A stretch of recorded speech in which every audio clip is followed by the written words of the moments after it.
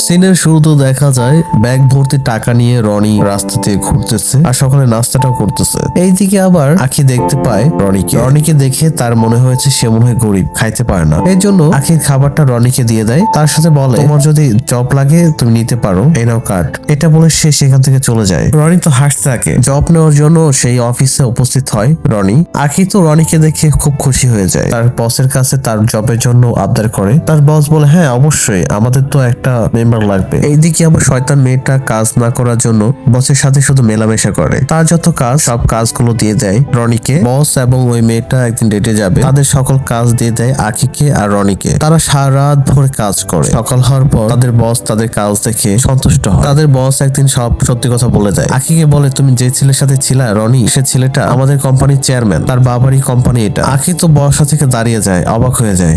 এদিকে আবার রনি এবং রনি বাবা একসাথে আসতে থাকে। যাই হোক বন্ধুরা, ভিডিওটা ভালো লাগলে অবশ্যই লাইক কমেন্ট করে রাখবে, আর যাদের নাম দিয়ে ভিডিও বানাতে হবে কমেন্ট করবে।